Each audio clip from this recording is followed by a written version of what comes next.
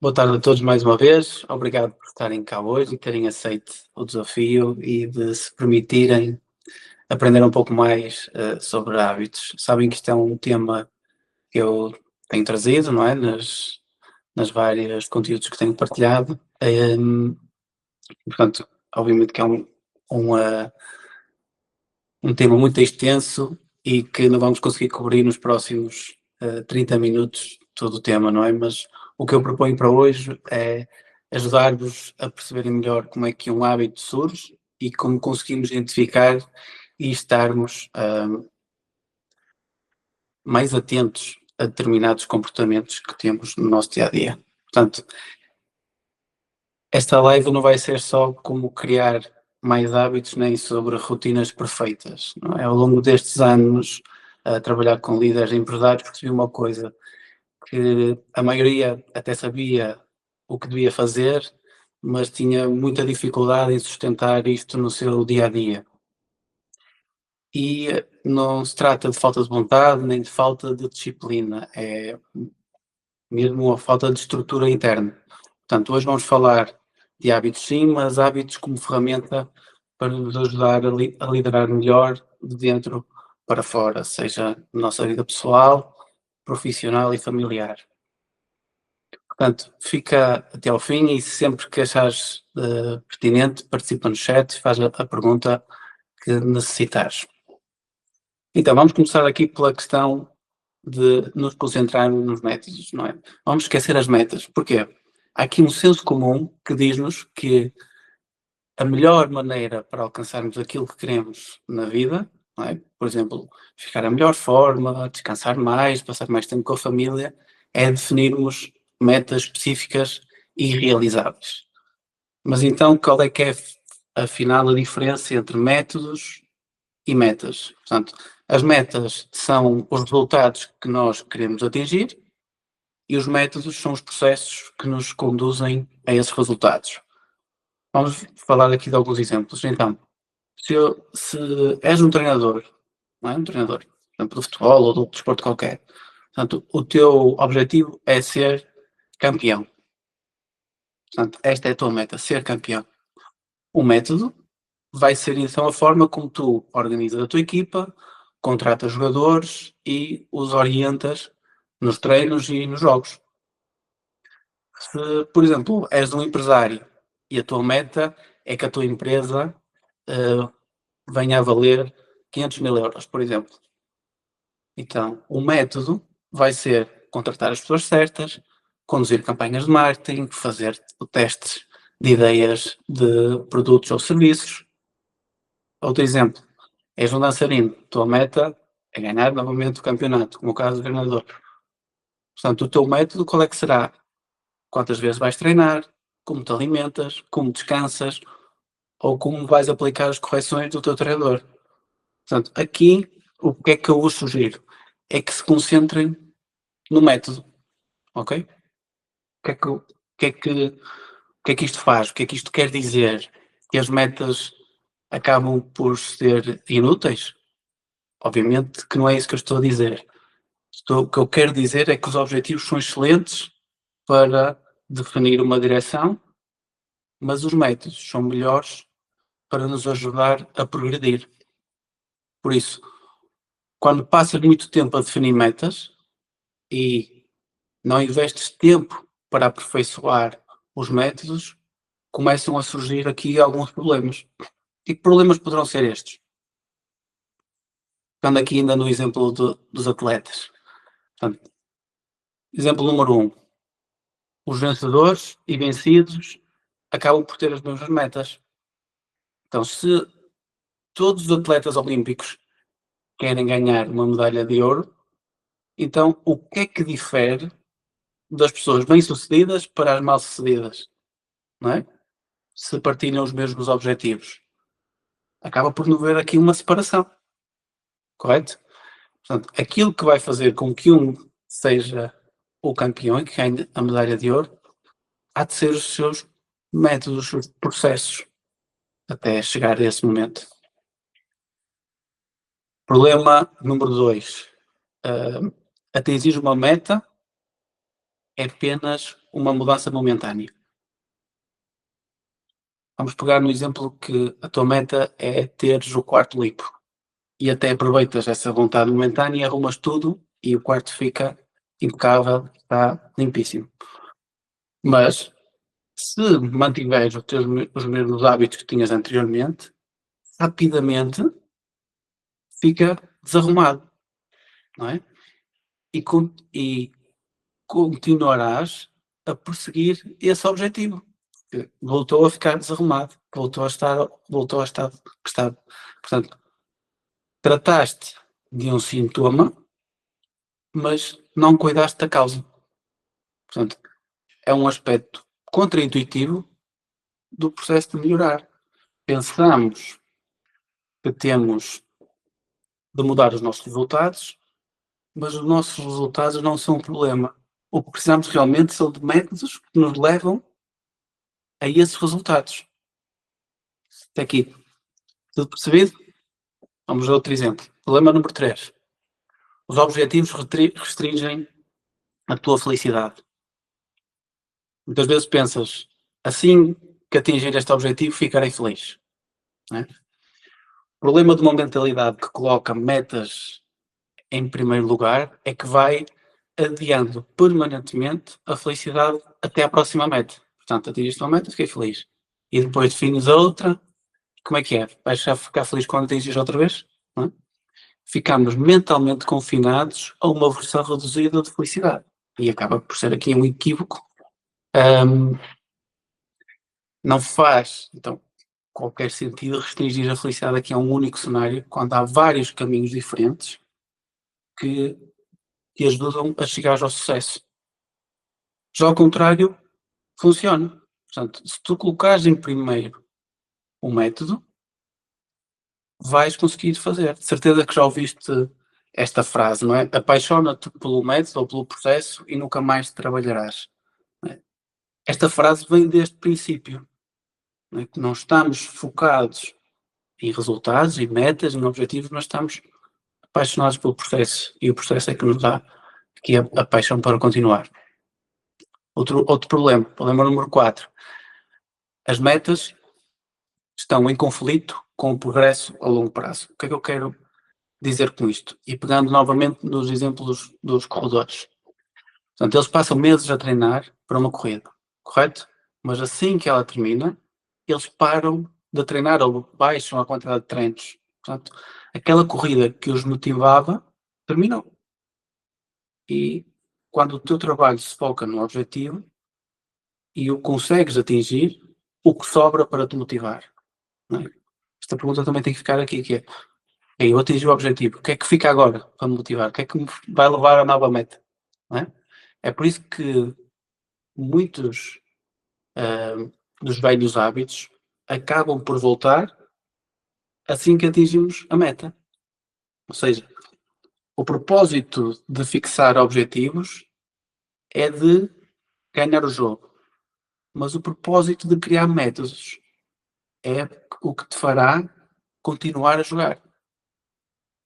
Portanto, se estás a ter problemas em mudar os hábitos, muitas vezes o problema não está em ti, está sim no método que estás a aplicar, o que estás a usar no teu dia a dia. Portanto, estes maus hábitos repetem-se não por falta de vontade de mudar, mas porque tens o método errado que estás a trabalhar ou estás a usar. Portanto, o que eu vos proponho aqui é que olhem com muita atenção para os vários processos que têm, sejam eles profissionais, sejam pessoais, ou até em família, e vejam onde é que vocês podem fazer alterações. Porque se só nos focarmos no resultado, acaba por ser uma meta muito estreita para nós conseguirmos fazer uma alteração. Até aqui, alguma questão? Vamos avançando. Também quero cumprir com aquilo que defini aqui no início da nossa sessão. Ou seja, como é que os teus hábitos podem te ajudar, hum, e melhor dizendo, porque é que será tão fácil repetir maus hábitos e tão difícil de adquirir bons hábitos, não é? Portanto, poucas coisas podem ter um impacto tão poderoso na nossa vida como melhorar os hábitos, não é? E estes hábitos podem ser melhorados no nosso dia a dia. Portanto, aqui, alterar hábitos é um desafio por duas principais e duas grandes razões. A primeira é tentarmos mudar a coisa errada, e a segunda é que tentamos mudar os hábitos de maneira errada. Portanto, está ligado ao que falámos ainda há pouco. Portanto, se imaginarmos aqui 3 círculos, não é? Em que o de fora é o resultado, depois o que vem a seguir é o nosso processo, e o que está mesmo no centro é a nossa identidade, nós podemos dizer que temos 3 camadas de mudança de comportamento. Portanto, a primeira que eu falei de fora, então os resultados, então, e a este nível está assente a mudança de objetivos, falámos há pouco. A segunda camada é a mudar o nosso processo, e este nível aqui está a ver com mudança de hábitos, com mudança de métodos. E por último, a mais profunda delas todas, que está mesmo no centro, é a mudança de identidade. E este nível é sobre a alteração daquilo em que se acredita, aquilo que nós acreditamos. Portanto, a visão que nós temos do mundo e de nós. Por isso, os resultados têm a ver com aquilo que conseguimos, os processos com aquilo que fazemos e a identidade com aquilo que acreditamos. Por isso, o que é que acontece muitas vezes é que muitas pessoas começam o processo de mudança de hábitos focando-se naquilo que querem alcançar. Isto conduz, então, a hábitos assentes em resultados, não é? Como falámos há pouco. A alternativa aqui é criar hábitos assentes na nossa identidade. Por isso, esta abordagem faz com que o nosso foco comece por outro aspecto, naquilo em que nós nos desejamos tornar.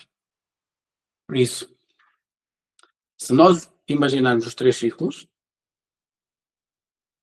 a maior parte das vezes vimos dos resultados para a identidade. Queremos, portanto, definimos os resultados para atingir e esperamos que nós mudemos com esses resultados. Mas, se nós fizermos ao contrário, se nós acreditarmos naquilo que estamos a definir, vamos da identidade para o resultado. Exemplo. Eu estou perante 2 pessoas que estão a deixar de fumar. Eu apresento-lhes um cigarro e o primeiro diz-me: "Não, obrigado, estou a tentar deixar de fumar". E a segunda responde: "Não, obrigado, não sou fumador". Percebem aqui a diferença de mentalidade? Uma já está mentalizado que não é um fumador, por isso identifica-se em não ter um cigarro. A outra, a forma como disse, que eu estou a deixar de fumar, já, já vai ser mais difícil acontecer, não é? Obviamente temos casos em que há pessoas que fazem o corte e deixam mesmo de fumar, não é? Mas aqui, por exemplo, que estou a trazer aqui, é para olharmos para a diferença de analisar a mesma mudança de hábito, não é? Por isso, a maioria das pessoas nem pensa em mudar quando decide tentar melhorar. Pensem nesta frase, não é? Portanto, a maioria das pessoas nem pensa em mudar quando decide tentar melhorar. Dizem apenas, exemplo, quero ser magro, e isto é o resultado, e serei magro se fizer dieta. E isto é o processo.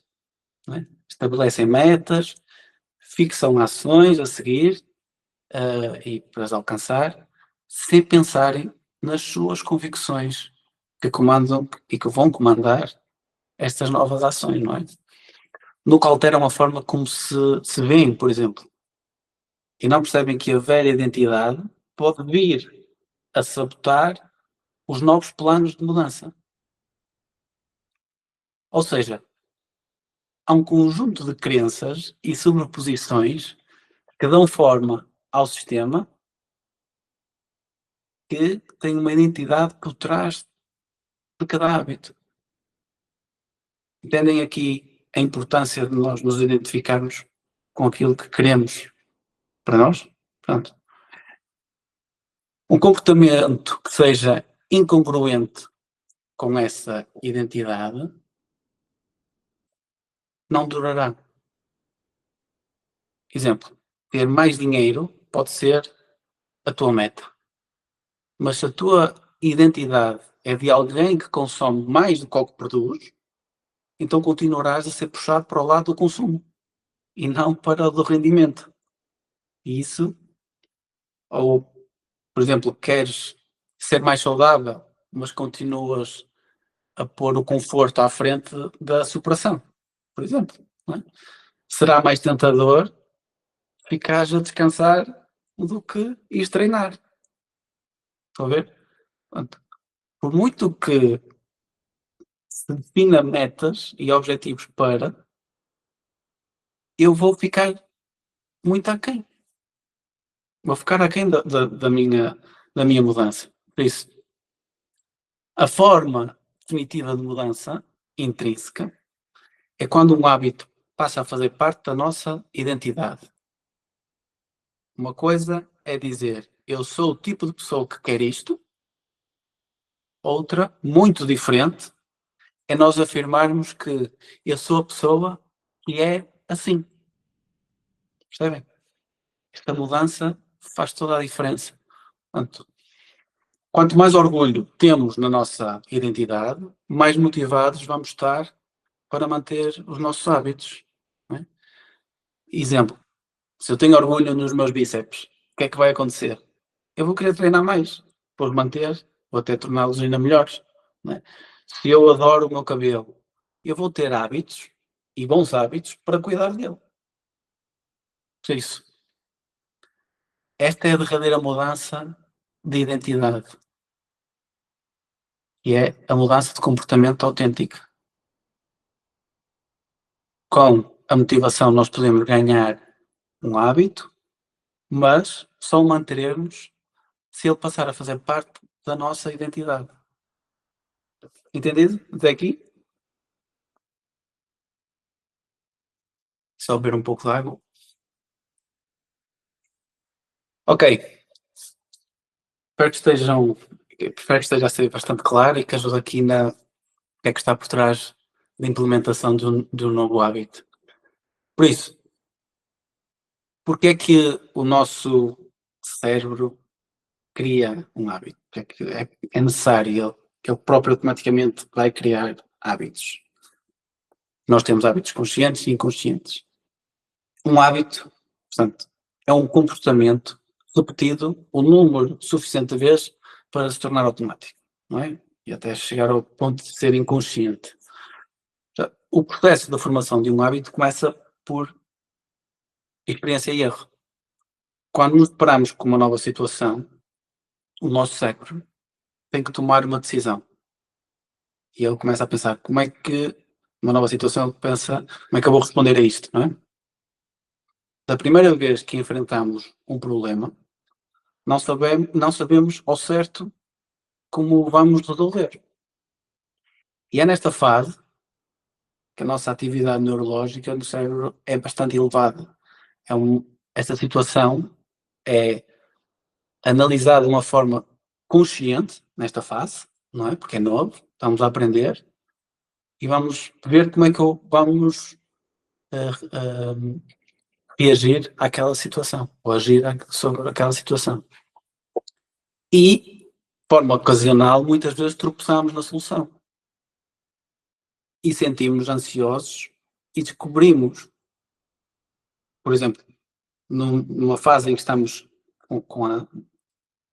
estamos, por exemplo, ansiosos, chegamos a casa, estamos com alguma ansiedade, não é? Mas sabemos que dar uma corrida até nos ajuda a acalmar. ou um final do dia de trabalho em que chegamos exaustos e descobrimos que os videojogos ou outra situação nos descontrai.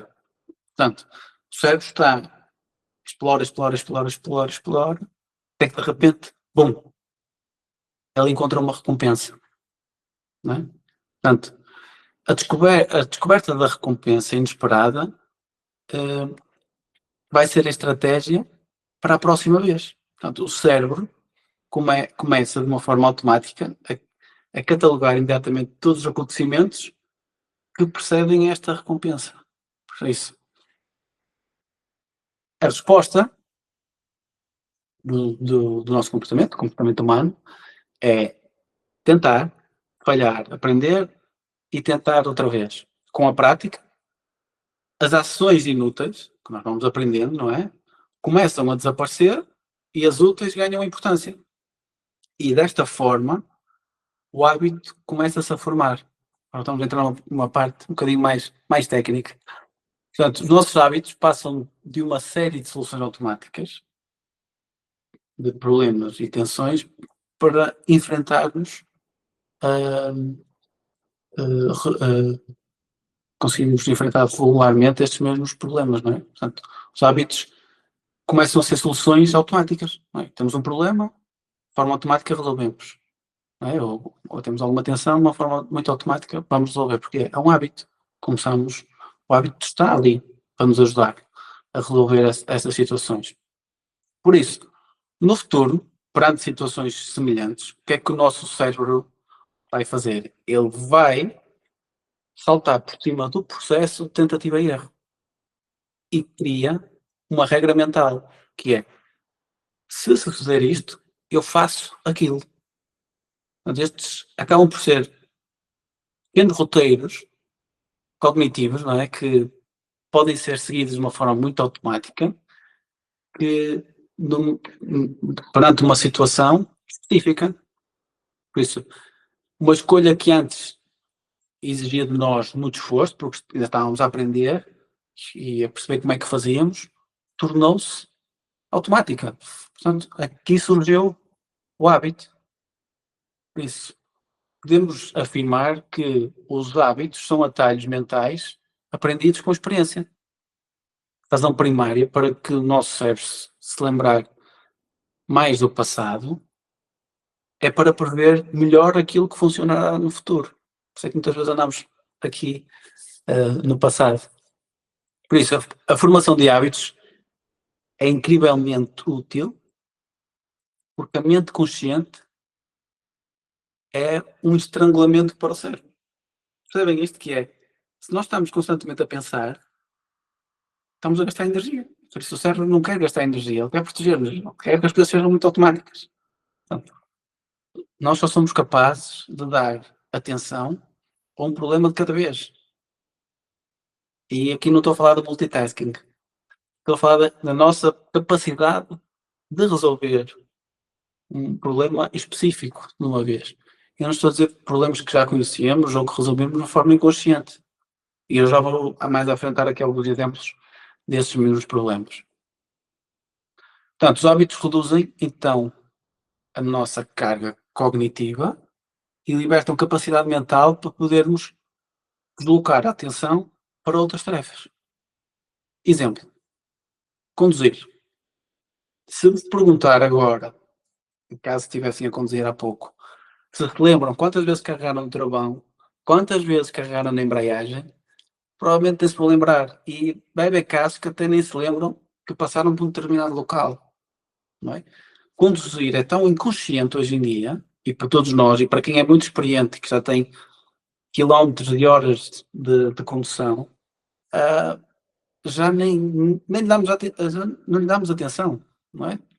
Estamos mais atentos a outras situações do que propriamente a conduzir.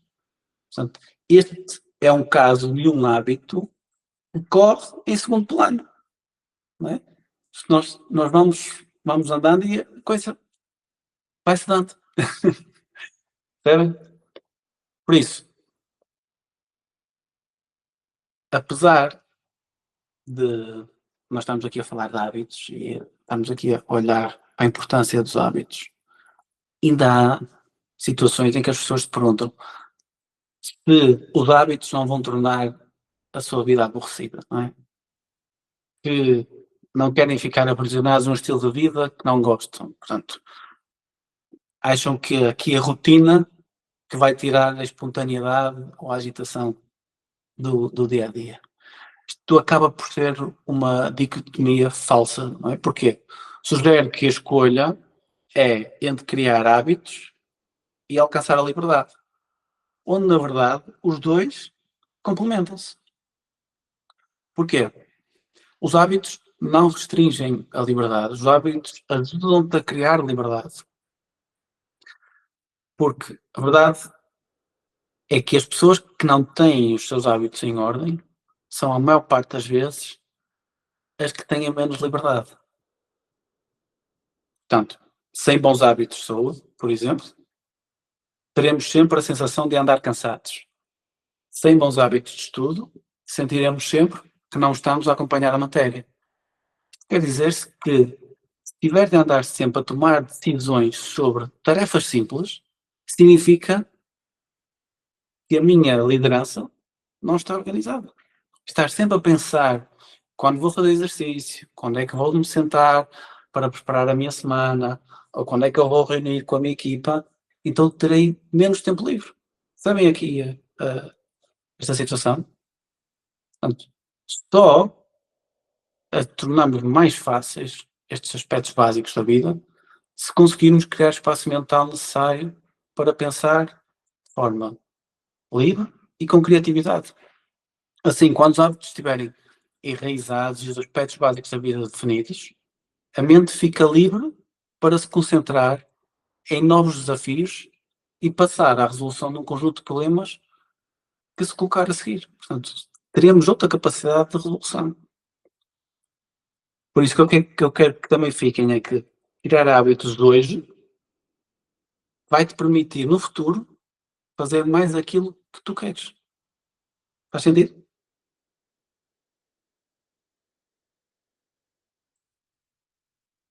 Só falta aqui mais um ponto, aqui só olhar para as minhas notas para ver o que é que me falta, para cumprirmos com os nossos 30 minutos.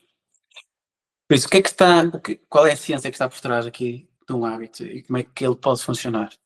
Muito rapidamente, vou-vos explicar que é, nós temos a deixa, o anseio, a resposta e a recompensa. O que é cada uma destas? Portanto, a deixa é o que vai desencadear no cérebro o processo de iniciar um comportamento.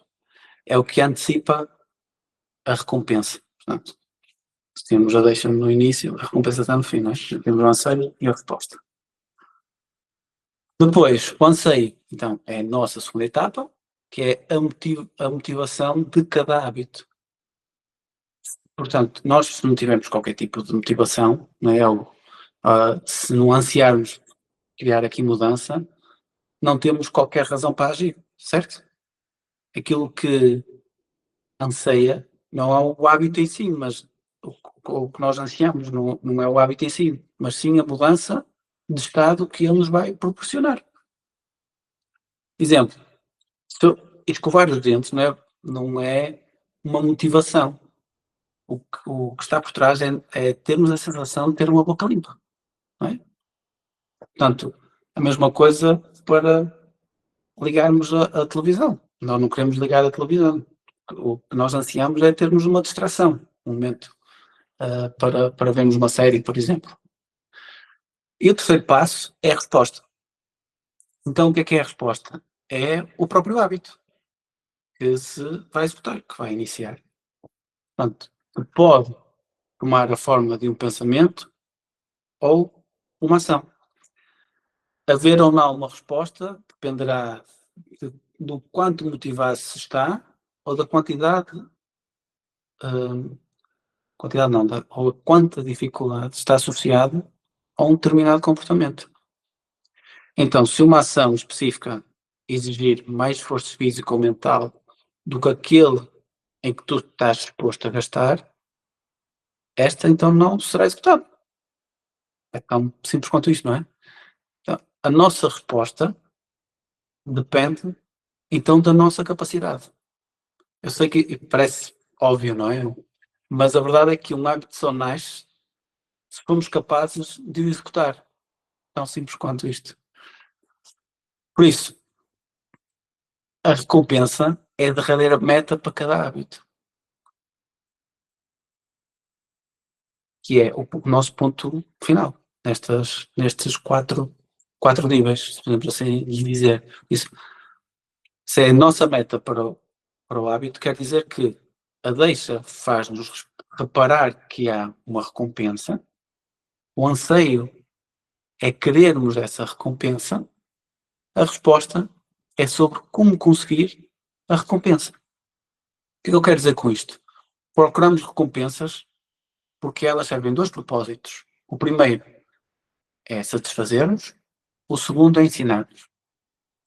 No primeiro, o que é que nós temos? Temos o benefício imediato das recompensas, pois estas satisfazem a nossa vontade, por exemplo, de comer, de ganhar um estatuto, de ter uma aprovação na nossa, aprovação não, desculpem, uma promoção no nosso trabalho.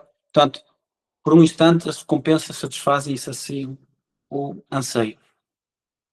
O segundo, que é a parte de nos ensinar. As recompensas ensinam-nos quais as ações que valem a pena recordar no futuro. Portanto, o sistema nervoso está sempre a avaliar que recompensas satisfazem os nossos desejos e nos proporcionam prazer. É isto. As recompensas fecham o ciclo de resposta e completam o nosso ciclo do hábito. Resumindo, se um comportamento se revelar insuficiente em cada uma destas fases, então não se tornará num hábito. Não é? Vamos olhar para cada uma delas. Se nós eliminarmos a deixa, o hábito nunca nascerá sequer. Se reduzes a quantidade de ansiedade, e não estamos aqui a falar da ansiedade em si, não é? Mas se reduzes aqui o anseio, não haverá ou não terás motivação suficiente para agir.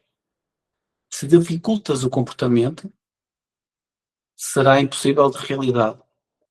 E se a recompensa não conseguir satisfazer o teu desejo, então no futuro não haverá razão para voltar a procurar esta mesma recompensa. Portanto, sem nenhum dos três passos, ou dos três primeiros passos, nenhum comportamento acontecerá. E, portanto, sem todos estes quatro, nenhum comportamento se voltará a repetir.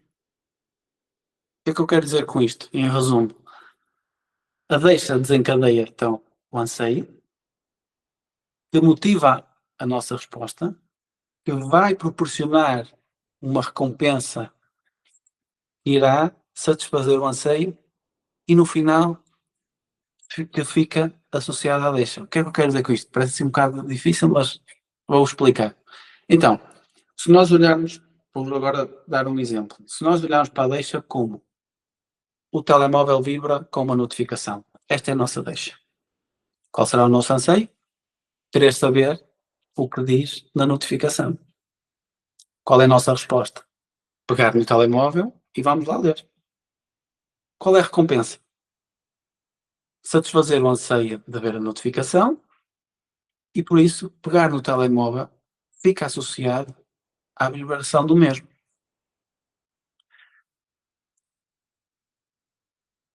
Outro exemplo, para terminar, vou dar mais dois exemplos. A nossa deixa é acordar. Qual é o nosso anseio? Queremos nos sentir despertos. Qual vai ser a resposta para isto? Que a maioria das pessoas faz. Beber uma chávena de café.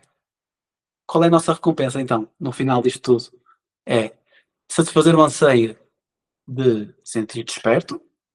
Portanto, beber café fica associado ao acordar. Estou a perceber onde é que estamos aqui a chegar? Outro exemplo. Estás a ir para a empresa e pelo caminho sentes um cheiro da pastelaria. Não é? Esta é a nossa deixa. Qual é que vai ser o nosso anseio? Começas a ter ansiedade de comer um bolo. Qual é a resposta? Compras o bolo e comes. Qual é a recompensa que está aqui por trás? foi satisfazer o anseio de comer um bolo, por isso, comprar um bolo fica associado ao momento em que vais a caminho da empresa. Estão a ver como é que os hábitos podem formar, e muitas vezes de uma forma inconsciente. Outro exemplo que nos acontece a todos, a todo momento. Então, nós temos como deixa, nós entramos numa sala às escuras, qual é a nossa ansiedade? Querer ver, não é? Estamos às escuras, não conseguimos ver nada. Qual será a resposta? Ligar o interruptor. Por isso, qual é a recompensa no final disto tudo? Satisfazer o anseio de ver, não é? E por isso, ligar o interruptor fica associado a entrar numa sala às escuras. Parece básico, não é? Ahm, mas é o que é. Os hábitos formam-se assim desta maneira. Por isso, eu espero que pronto, dentro destes 30 minutos que nos propusemos a estar aqui, espero que já tenham conseguido perceber o que é que está aqui por trás da formação de um hábito, não é? Como eu disse no início, isto é tema para nós estarmos aqui muito mais tempo e falarmos um bocadinho do que é a formação de hábitos, como é que podemos depois eliminar maus hábitos, implementar bons hábitos, mas hoje o que eu vos queria trazer era principalmente como podemos identificar um hábito, o que é que faz com que o hábito aconteça. Por isso, resta-me agradecer-vos por estarem presentes hoje e vemo-nos na próxima live.